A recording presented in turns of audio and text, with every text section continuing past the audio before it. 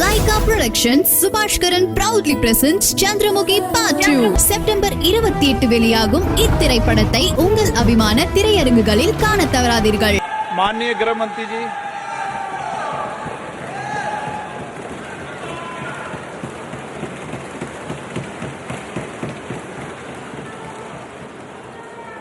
माननीय अध्यक्ष जी,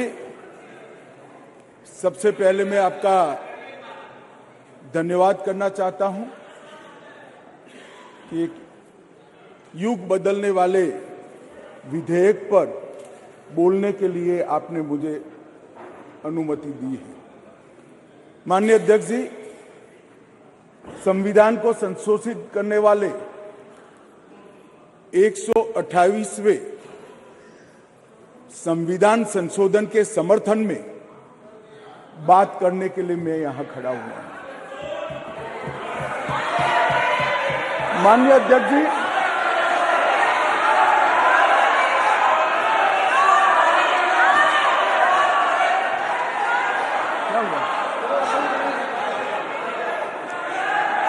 माननीय अध्यक्ष जी, जिसको जाना है डरिए जाने दो मत, डरिए मत। अरे भाई डरो मत। नो, जिसको जाना है जाने दिया, फिर क्यों? प्लीज, कोई भी सदन में रुक सकता है, जा सकता है। माननीय प्लीज अध्यक्ष जी, प्लीज, नो। माननीय अध्यक्ष जी,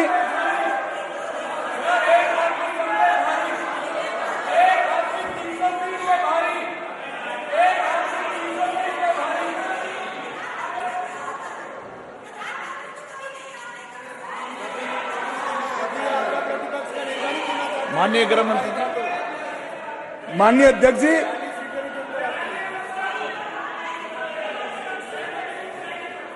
कल का दिन भारतीय संसद के इतिहास में स्वर्ण अक्षरों से लिखा जाएगा।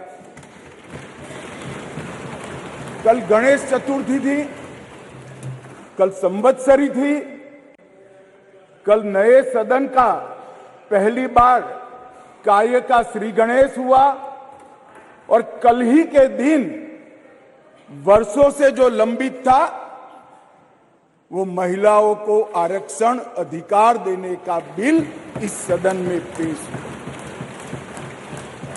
माननीय अध्यक्ष जी, आपके माध्यम से मैं इस सदन के नेता और देश के प्रधानमंत्री श्रीमान नरेंद्र मोदी जी को हृदय से साधुवाद देना चाहता हूं कि 140 करोड़ की आबादी में 50% जिसका हिस्सा है वो मातृशक्ति को सच अर्थ में सम्मानित करने का काम माननीय प्रधानमंत्री जी ने किया है। माननीय अध्यक्ष जी, ये जो संविधान संशोधन है, ये संविधान संशोधन जैसे ही दोनों सदन सबके सहयोग से पारित करते हैं, उसके साथ ही देश की लोकसभा और देश के सभी राज्यों की विधानसभाओं में 1/3 स्थान मातृशक्ति के लिए आरक्षित हो जाए।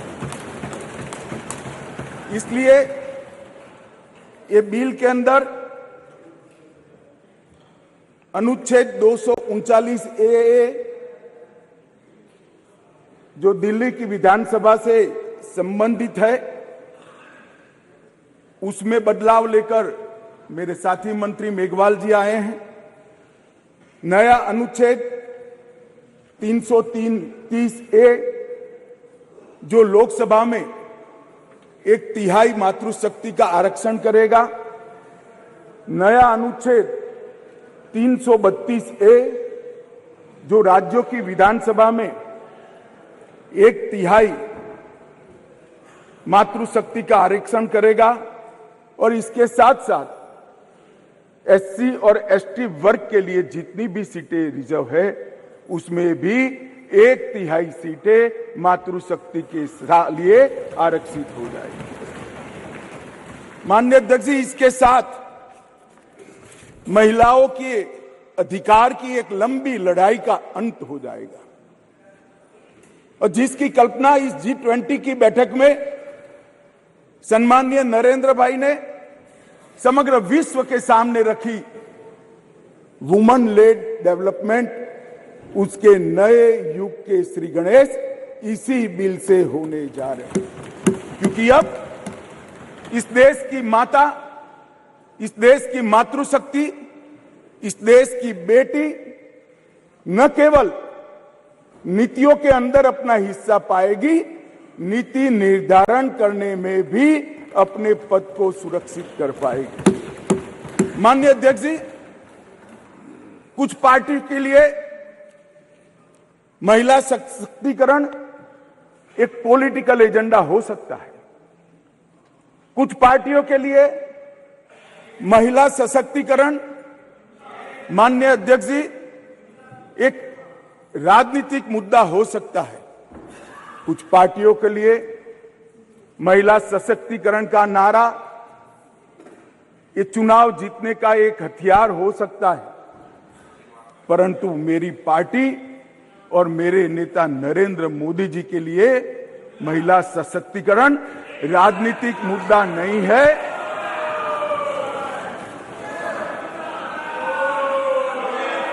फिर से सुनिए, मेरी पार्टी और मेरे नेता नरेंद्र मोदी जी के लिए महिला सशक्तिकरण राजनीतिक मुद्दा नहीं, मान्यता का सवाल है, मान्यता का सवाल। माननीय अध्यक्ष जी,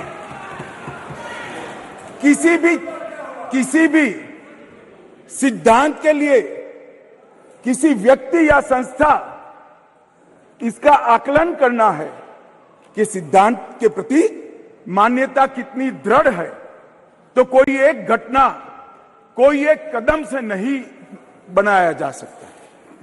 प्रधानमंत्री नरेंद्र मोदी जी जब संगठन का काम करते थे, भारतीय जनता पार्टी के संगठन महासचिव थे गुजरात प्रांत के, और गुजरात में भारतीय जनता पार्टी की वडोदरा कार्यकारिणी हुई थी।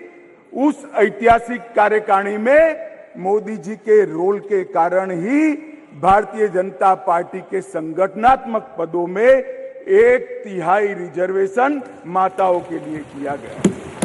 और ऐसा करने वाले मैं गर्व से कह सकता हूं कि मेरी पार्टी सबसे पहली पार्टी है और मेरी पार्टी सबसे अंतिम पार्टी। माननीय अध्यक्ष जी, मोदी जी जब मुख्यमंत्री थे, ढेर सारे लोगों को मुख्यमंत्री रहते हुए ढेर सारी भेंटें मिलती हैं। ज्यादा से ज्यादा सभी लोग इसको तोशा खाना में आरक्षित रखवा देते हैं। मोदी जी ने उस वक्त निर्णय किया था और सार्वजनिक घोषणा भी की थी कि जितनी भी भेंट आएगी उसका ऑक्शन होगा और वो बच्चियों की पढ़ाई लिखाई के लिए खर्च किया जाएगा। माननीय अध्यक्ष जी, सीएम रहते हुए भी उनको प्रधानमंत्री देश की जनता ने चुना। 2014 में उनको प्रधानमंत्री पद के प्रत्याशी घोषित करने के बाद चुनाव हुआ और 30 साल के बाद इस देश की महान जनता ने पूर्ण बहुमत की एक सरकार मोदी जी के नेतृत्व में बनाने का मैंडेट दिया। और जब सरकार बनाने का समय आया तब मोदी जी का स्वाभाविक था कि मुख्यमंत्री पद से इस्तीफा देना, और इस्तीफा देने के बाद ही वो प्रधानमंत्री बन सकते थे। तो मुख्यमंत्री पद से जब मोदी जी ने इस्तीफा दिया तब इनके बैंक अकाउंट में माननीय अध्यक्ष जी, भाई उनको जवाब न दो, इनके बैंक अकाउंट में जितना भी मुख्यमंत्री की तनख्वाह से और जितना भी पैसा बचा था वो सारा का सारा गुजरात सचिवालय की वर्ग 3 और 4 के कर्मचारियों की बच्चियों की पढ़ाई लिखाई के लिए। माननीय अध्यक्ष जी, इसके लिए कोई सर्कुलर नहीं था, इसके लिए कोई कानून नहीं बनाया था। यही मोदी जी जब गुजरात के मुख्यमंत्री थे तब बेटी बचाओ बेटी पढ़ाओ का नारा देश भर में दिया और गुजरात में उनके प्रयासों से, जन जागृति के माध्यम से कोई कानून के बगैर लिंग अनुपात के अंदर बहुत बड़ा परिवर्तन कर लाखों बेटियों को पृथ्वी पर आने का अधिकार इस नरेंद्र मोदी जी ने धूम धक्की धूप में मई महीने में पटवारी से लेकर मुख्यमंत्री तक पूरी की पूरी सरकार 5 दिनों तक गर्ल चाइल्ड एनरोलमेंट के लिए गांव-गांव में जाती थी। कोई कस्बा ऐसा नहीं होता था जहां पर सरकार के पदाधिकारी नहीं जाते थे। पंच, सरपंच, जिला पंचायत के सदस्य, तहसील पंचायत के सदस्य, विधायक, सांसद, मुख्यमंत्री, मंत्री सभी लोग जाते थे और बच्चियों को पढ़ाने के लिए, उनके एनरोलमेंट के लिए और ड्रॉप आउट रेशियो के कम करने के लिए, उनको फिर से पुनः दाखला दिलाने के लिए गांवों में निवास करते थे। माननीय अध्यक्ष जी, बेटी बचाओ बेटी पढ़ाओ, इसका परिणाम क्या था? एक और तो लिंग अनुपात में बहुत बड़ा अंतर आया और दूसरी ओर कांग्रेस पार्टी जो लेगेसी छोड़कर गई थी गुजरात में, उसमें प्राइमरी एजुकेशन में 37% ड्रॉप आउट रेशियो था और मोदी जी जब मुख्यमंत्री से प्रधानमंत्री बनने के आए तब वो 30% ड्रॉप आउट रेशियो घटकर 0.70%। माननीय अध्यक्ष जी, इसलिए मैं कहता हूं कि हमारे लिए राजनीतिक मुद्दा नहीं है, हमारी मान्यता का मुद्दा है, हमारे स्वभाव का मुद्दा है, हमारी कार्य संस्कृति का मुद्दा है।